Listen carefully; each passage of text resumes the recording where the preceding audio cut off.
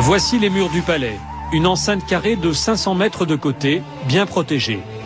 De l'extérieur, impossible de voir ce qui se cache derrière ces murs. Voici la porte d'entrée. Ce palais a été construit il y a 6 ans. Le prince Al-Walid, qui en est à son 4e mariage, vit ici avec sa fille de 21 ans et son fils de 23 ans. À chacun son bâtiment. Un pour le prince et 2 autres pour son fils et sa fille. Au total, 317 pièces.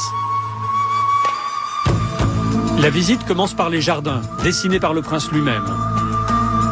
Il adore prendre ses repas en extérieur.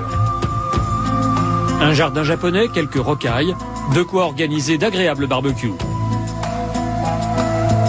Cette piscine se prolonge à l'intérieur du bâtiment de droite. C'est le jardin secret du prince Al-Walid, le hall africain.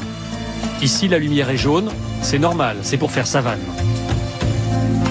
Walid bin Talal est un passionné de nature et d'Afrique. C'est ici qu'il rassemble ses trophées, ses animaux chassés au cours de safaris africains.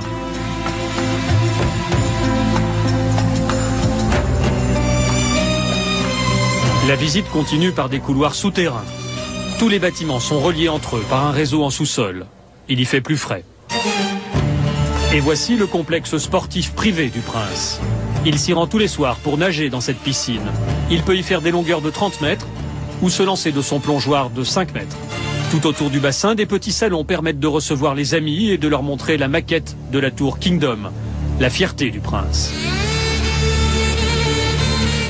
C'est un décorateur français qui a conçu cet endroit. La France, où le yacht du prince est amarré chaque été dans la baie de Cannes. Bien sûr, il y a une salle de cinéma privée. Le prince est un amateur de films américains et côté français, il adore Louis de Funès. Et quand il faut partir, le prince peut choisir. Il change de voiture tous les jours. Des 4x4 qu'il possède chaque fois en double exemplaire, un pour lui et un pour ses gardes du corps.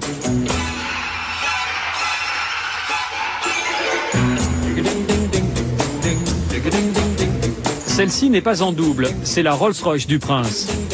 Surprise, ces 2 petites voitures coréennes, le prince est actionnaire de cette marque. Voici la sienne, avec sa plaque personnelle. Dernière étape de la visite, l'entrée vers les salons de réception.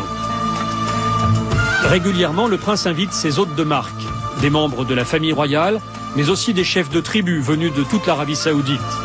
Et ce qui se dit dans ces salons a de bonnes chances de remonter jusqu'aux oreilles du roi. Notre visite s'arrête là.